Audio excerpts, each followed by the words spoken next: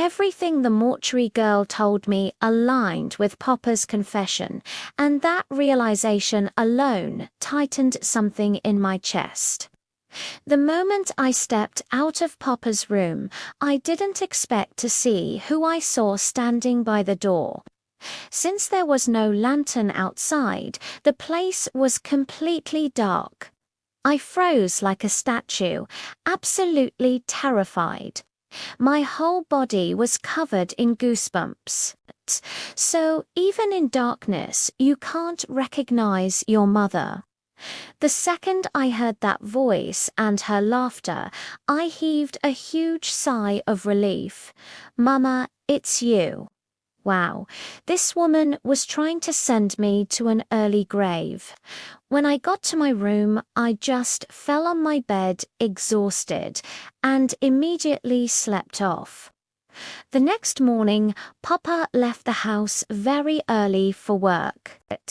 I needed to wash a few dirty clothes, so while I was doing that, Mama walked up to me, carrying a small wooden chair. I knew right then and there this woman wanted to gossip. And from the way she positioned that chair, I knew this wasn't just ordinary gossip. Mama wanted information.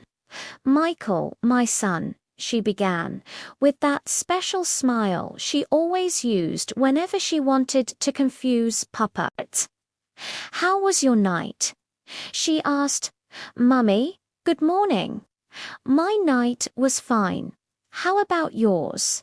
I mumbled, keeping my eyes fixed on my bucket of clothes.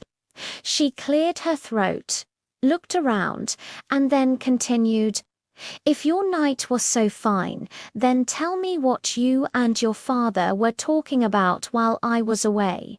Mama, you should have just asked him yourself. I scoffed. Well, she replied, knowing he was tired and needed to rest. I didn't want to disturb him. Besides, I trusted you to give me the gist later. I looked up at her and said, How can you trust a son that doesn't even trust himself? We both burst into laughter.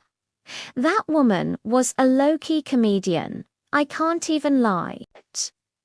She eventually realized I was going to be a hard nut to crack and went to the kitchen, which gave me the chance to finally finish my laundry. Around 1 p.m., Mama was done preparing